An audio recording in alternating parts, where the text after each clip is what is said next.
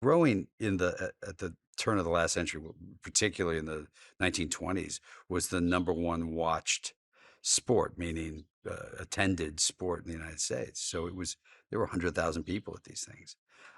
So it was a very big, so it has been a very big sport, and it still is a big sport, but it's kind of, it's not, it hasn't been, it's not as big as football and baseball and basketball and all that now. So it's just about trying to show the excitement and remind people of what something was and how exciting that was.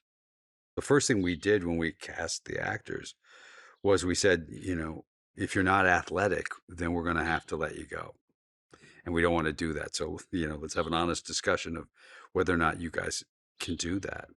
Callum's athletic and he's a really wonderful actor. And he's kind of always been, for the last few years, been kind of around the edges of stardom in a way, around the edges of having something really pop for him. And it felt like this felt right for him. We were really excited for him to do it. And it just, from the minute he came in, we felt like we had the right guy.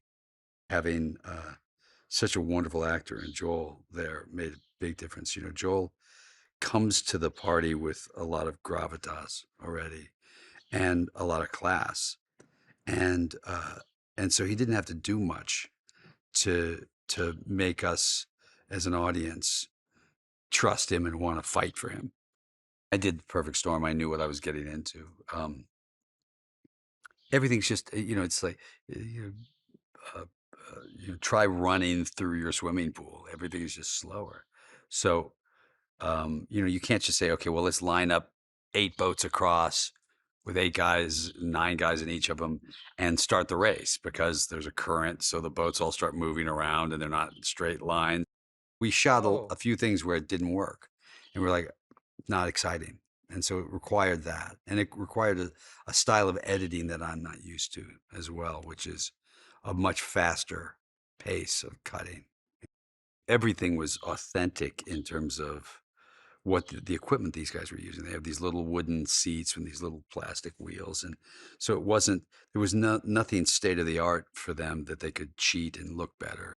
Their themes where there's a love theme for Callum and Hadley, and there's, each of these characters has their own sort of theme music, and then there's sort of the great, closing race music.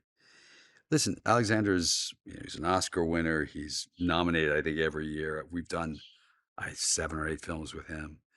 He's a dear friend. We spend a lot of time together.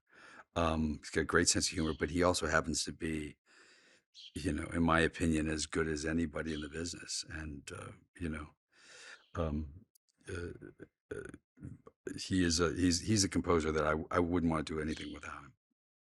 Everything we see is in such a microcosm, right? Like, we'll see anger and hate on television every day, all day. Um, Part of that is because we have 24-hour news cycles and the internet. And what we don't see is that 99% of us get along every day and really wish the best for one another and try to work it out. We focus on the small sort of edges that really excite us, and it can drive a narrative that isn't particularly good. And we forget that we're all in this stew together, and our differences really aren't that much, and there aren't that many.